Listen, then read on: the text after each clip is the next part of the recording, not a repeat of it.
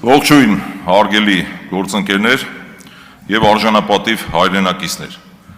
Մեծագույն պատիվ է պատասխանատվություն ստանձնել հայ ժողովրդի հանդեպ եւ այդ պատասխանատվության գիտակցումով մենք գտնվում ենք այստեղ։ Առանձնահատուկ շնորհակալություն եմ ցանկանում հայտնել բազմահազար մեր այն ընկերներին, հայրենակիցներին, ովքեր իրենց վստահության քվեն տվել են մեզ հունիսի 7-ին։ Շնորհակալություն եմ հայտնում նաև մեր բոլոր այն հայրենակիցներին, ովքեր իրենց վստահության քվեն մեզ չեն տվել։ Մենք իրականացնելու ենք հայրենանվեր գործունեություն, որը միտված է լինելու առանց բացառության մեր բոլոր հայրենակիցների բարեկեցության, անվտանգության եւ արժանապատվության ապահովմանը։ Ուստի մենք մեր հայրենակիցներին չենք տարանջատելու յուրայինների եւ ոչ յուրայինների։ Սիրելի հայրենակիցներ, ձեզանից շատերը հարցնում են մեզ, ինչու եք վերցնում մանդատները։ Պատասխանները շատ հստակ են եւ պարզ։ Նախ եւ առաջ պետք է նշեմ, որ մեր քաղաքական պայքարը շարունակական է։ Մենք ունենք հիմնական գերնպատակ, այն է ունենալ ուժեղ եւ արժանապատիվ Հայաստան, եւ որևէ մեկը թող չկասկածի, որ մենք մեր վերջնական նպատակին հասնելու ենք եւ օգտագործելու ենք բոլոր քաղաքական գործիքները։ Ուստի մանդատը պետք է դիտարկել որպես քաղաքական գործիք ընդամենը, ոչ թե բարեկեցության միջոց, ինչպես շատերը կարծում են։ Մենք վերցրել ենք մանդատները, որ հայ մնանք,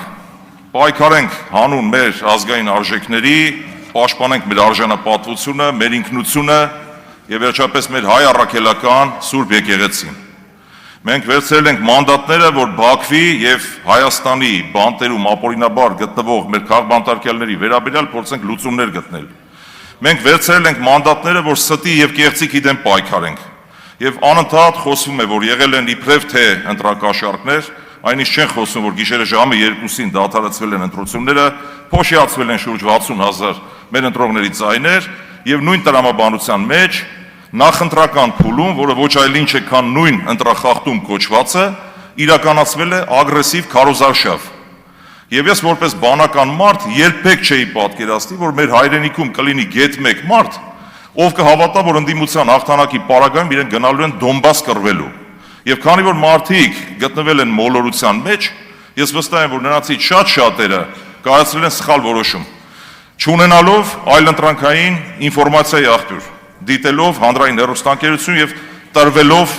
այդ ագրեսիվ եւ կեղծ քարոզին։ Ուստի նաեւ դա մեր հիմնական նպատակներից մեկն է։ Սիրելի հայրենակիցներ, մենք բերելու ենք նոր քաղաքական մշակույթ։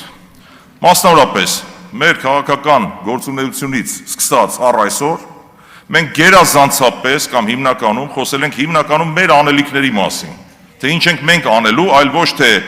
ընդդիմախոսներին սևացնելով, սև PR տանելով, մենք մեր վարկանիշը փորձենք բարձրացնել։ Այդ նոր քաղաքական մշակույթի մեջ է մտնում նաև այն, որ ընտրություններից ընդամենը օրեր անց մենք գետնի վրա գործով ենք ապացուցել այդ ամենը, գտնվելով այն բնակավայրերում, որտեղ հիմնականում ունեցել ենք վստահության բարձր քվե, գույքագրել ենք մեր հայրենակիցներին հուզող խնդիրները եւ օպերատիվ արագությամբ, այսպես գերօպերատիվ կերպով ընդամենը օրեր անց այդ խնդիրների շատերը լուծում են գտել։ Ես մեր հայրենակիցներին կոչ եմ անում հավատը եւ հույսը չկորցնել։ Մենք շարունակելու ենք իրենց կողքի մնալ, մենք ունենալու ենք հզոր տնտեսություն, ունենալու ենք ուժեղ Հայաստան։ Սիրելի հայրենակիցներ, հաշվի առնելով այսօրվա օրակարգը, պետք է որ իմ հարցերը հիմնականում ուղղված լինեին ազգային ժողովի խոսնակի տեխնացուին։ Բայց ցանկանում եմ անկեղծ գտնվել, անկախ նրանից ինչ հարցեր կբարձրացվեն, չեմ ուզում հարց տալ ընդամենը հարց տալու համար։ Միևնույն է, այն անձը, ում առաջադրել է քաղաքացիական պայմանագիր կուսակցությունը, ընտրվելու է։ Բայց այդուհանդերձ ցանկանում եմ երկու հռետորական հարց ուղղել, բնականաբար պատասխան չակնկալելով, հակառակ պարագայում հարց կհնչեցնեի տեղից եւ հետեւությունները կթողնեմ մեր հայրենակիցներին։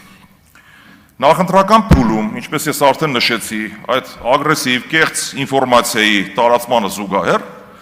պարոն Ռուբինյանը տարբեր հարթակներում, սոցիալական ցանցերում, տեսահոլովակների միջոցով իր հանրային ելույթներում պարբերաբար օգտագործել է այսպես վիրավորական ենթատեքստ պարունակող խոսույթներ կամ եզրույթներ, մասնավորապես մեր քաղաքական թիմի վերաբերյալ, մեր քաղաքական առաջնորդի վերաբերյալ որպես չակերտավոր վիրավորանք հիմնականում օգտագործել է այն քաղաքի անունը, որտեղ բնակվել է ազգային մեծանուն բարերար պարոն Սամվել Կարապետյանը։ Դա որևէ վիրավորական, խնդրում եմ տեղից չարձագանքել, որևէ վիրավորական բան իրենից չի ենթադրում, պարոն Կարապետյանը դրանից չի վիրավորվել եւ դա որևէ մեկի համար գաղտնիք չէ։ Բայց մոռանում եք, որ պարոն Կարապետյանը ծնվել է Հայաստանի Հանրապետությունում, իսկական հայ է, չնաշխարհիկ Լոռվա մարզում, այնուհետև գործունեություն է ծավալել տարբեր քաղաքներում, երբեք պետական պաշտոն չզբաղեցնելով, խնդրում եմ ուշադրություն դարձրեք, պետական պաշտոն չզբաղեցնելով, հասել է աներևակայելի արդյունքների եւ իր արդյունքների պտուղները ներդրել է հայրենիքում,